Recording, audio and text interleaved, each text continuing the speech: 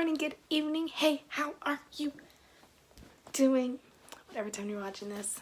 What's up? It's your pal Sal, back at it. And for this video, I decided first to figure out how to set my stuff up so that I don't look like a glare with my glasses.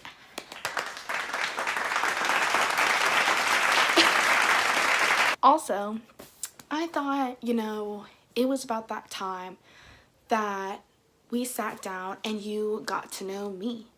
I don't want to just be a face on a screen. I want to take this time to take you into my life, what I've experienced, what I continue to experience. And so we're just going to delve right into this. It's just kind of going to be a little what it's like to be Dominican.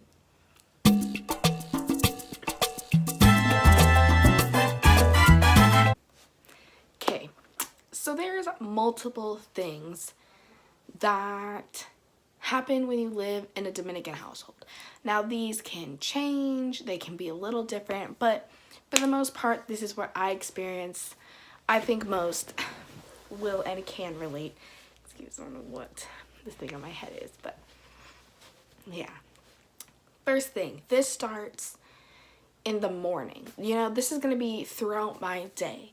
Okay, this starts the morning. Waking up in a Dominican household isn't your average wake up in the morning.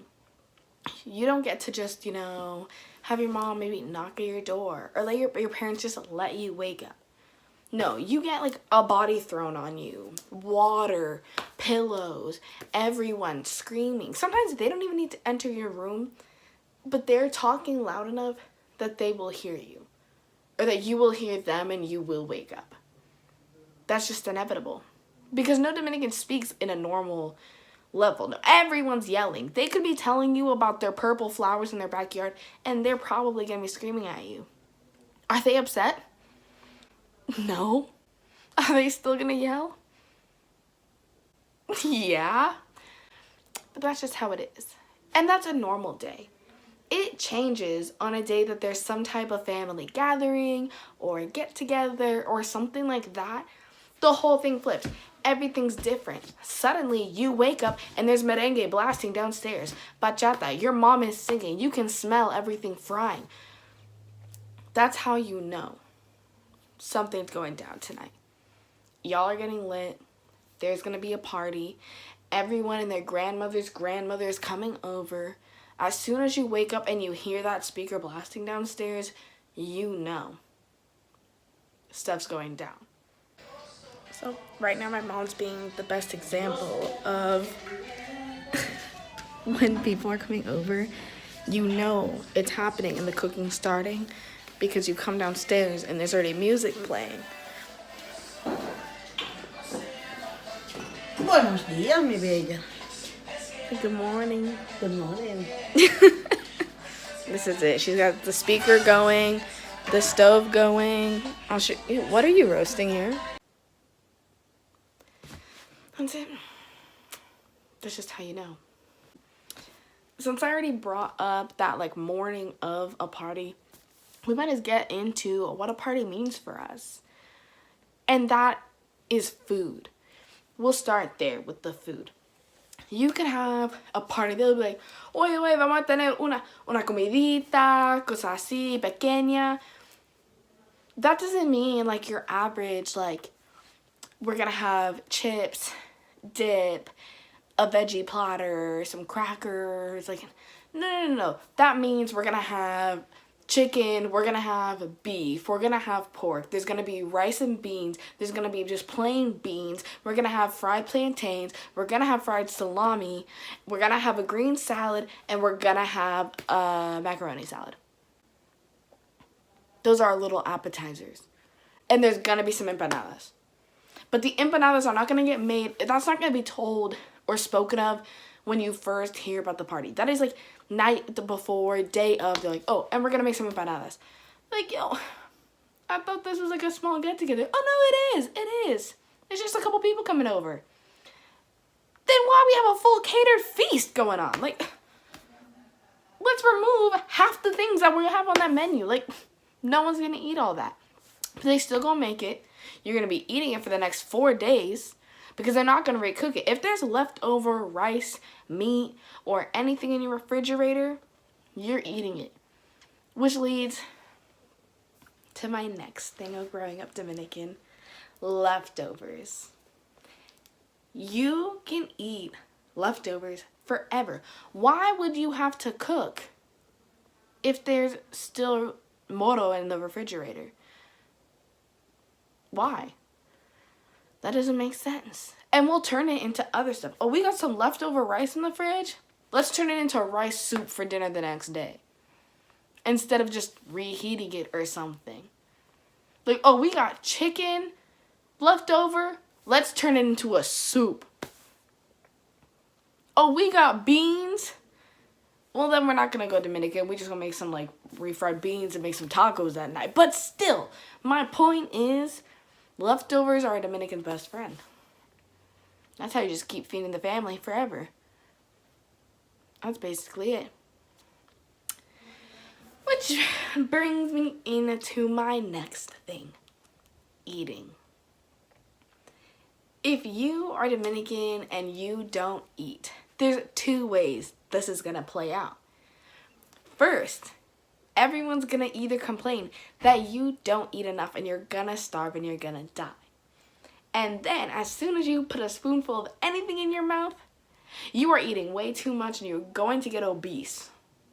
These are the only ways. There is no middle ground. There's no like, yeah, you eat enough, you live in a... No. You either are going to be obese because you eat too much or you're starving and going to die.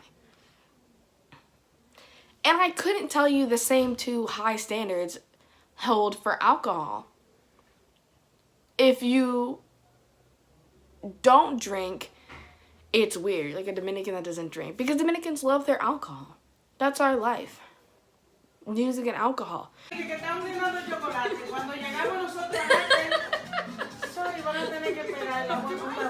So if you drink a lot, you're just normal. There's no, oh, they could be an alcoholic, they have a problem. No! They're normal. If you don't drink, you have a problem. That's like, are they really Dominican? Like, who are you?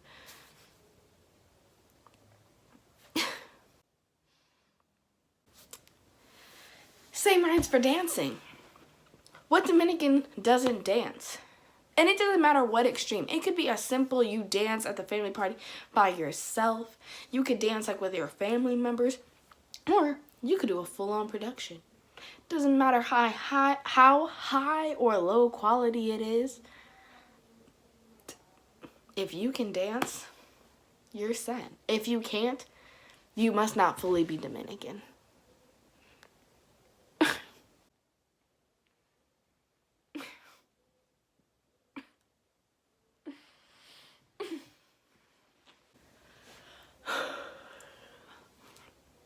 Let's head back to the parties. Because a normal day in a Dominican household is basically a party. You're going to sing at some part of the day. You're going to hear some music, something. Okay? And I've been keeping in this theme so far. But we'll change it up. Okay? But in the themes of party, you know that your get-together has reached, like, top litness when they pull out these 4 instruments, I'll say. Yeah, these 4 instruments. If these get pulled out, you've reached the next level. Because just the stereo and the speakers is never enough. No. We need to go higher. We need more. So if you have your party and suddenly first it starts with a guitar gets pulled out. You could even not really have loud music, but first a guitar gets pulled out.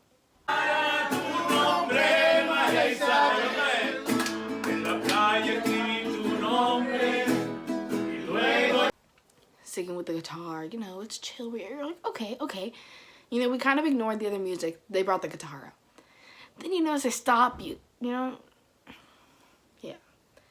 Then you notice they stop kind of using the guitar. And then we get the, what is it called?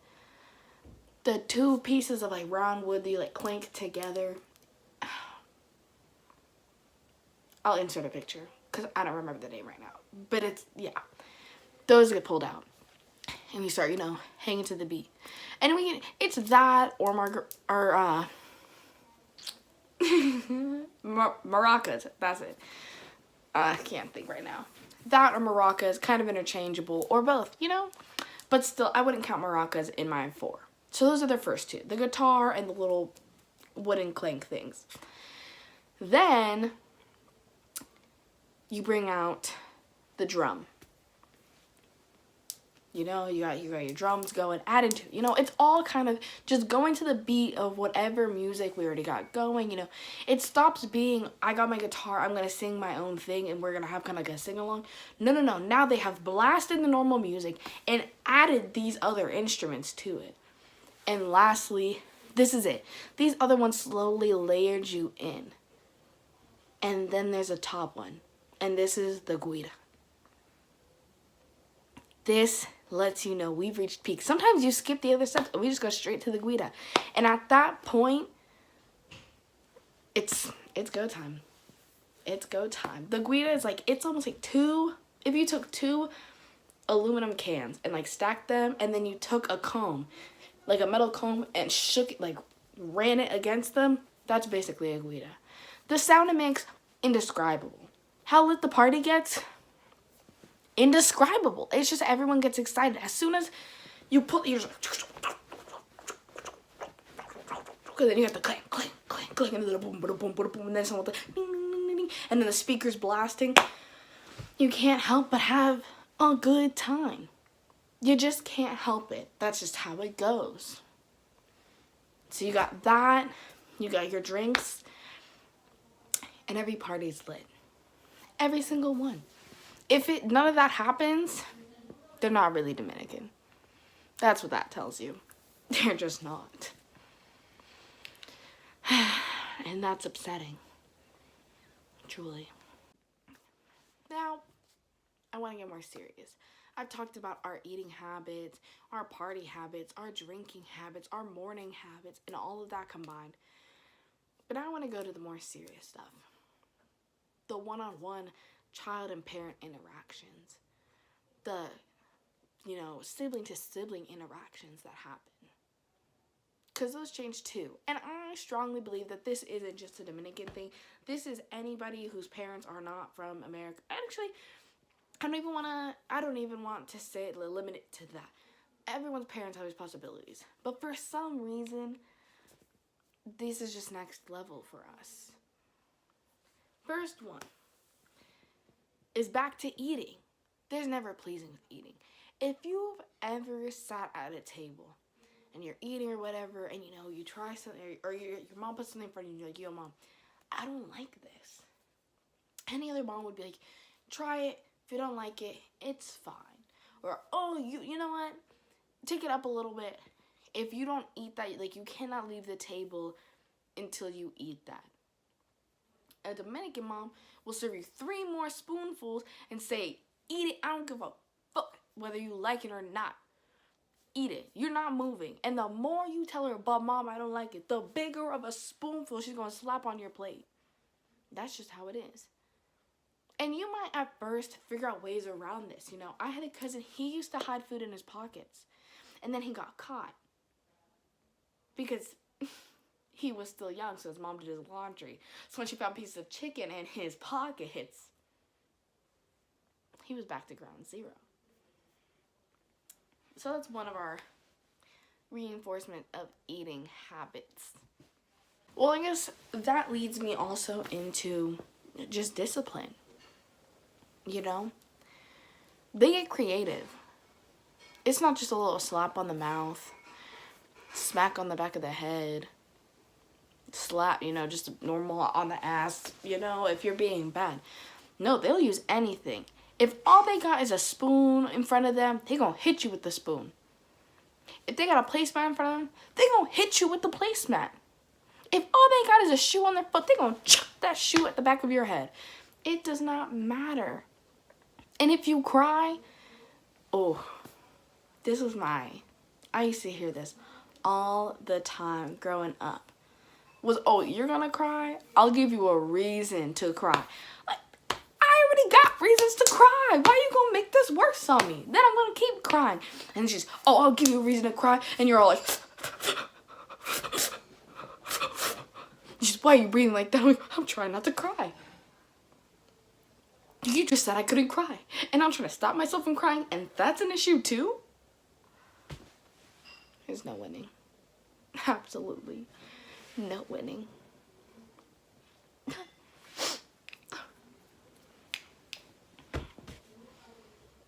They also use the belt.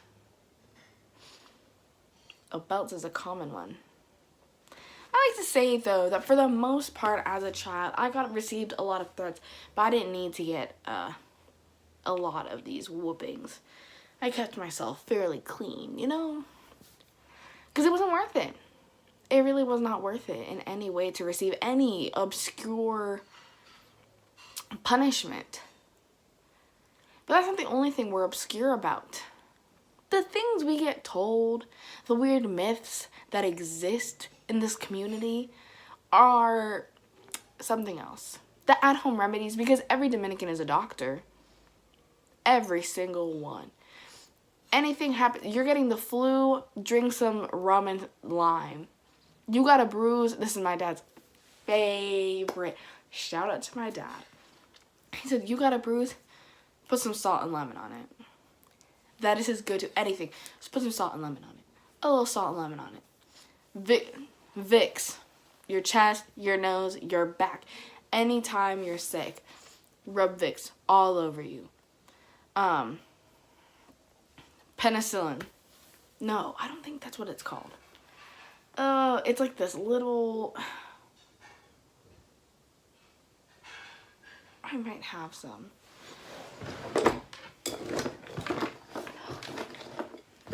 Yes! Penicillin. I don't think this is like reversed, but it's just this little container and it's like this white cream. This is like empty. It's like this white cream. And you just, on any cut, anything you have, you just rub this on it. It's crema de penicilina. Yeah. But this just on everything. Because they're doctors. They have all the remedies. You never need to go to a doctor because they will tell you exactly what you need to take and what's wrong with you. So why would you go to a doctor who has gone to school for years and has a degree when you could just ask your mom or your uncle or anyone, because they all know. Yeah, they all know.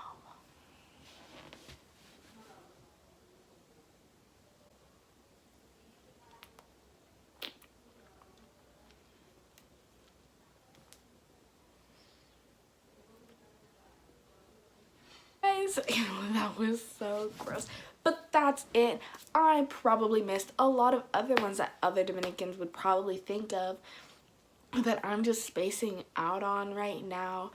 But that's just kind of a little tidbit into me, my childhood, you know, what I had to experience, you know. So, you know, you might have experienced the same stuff even if you're not Dominican. And I would love to hear that. So, you know, comment down below how you grew up, what your family's like, your culture is like. I would love to know.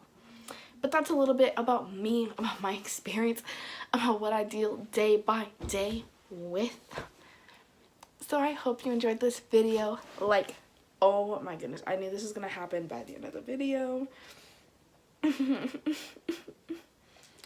Anyways, like, subscribe, and I'll see you guys at the next video. Bye!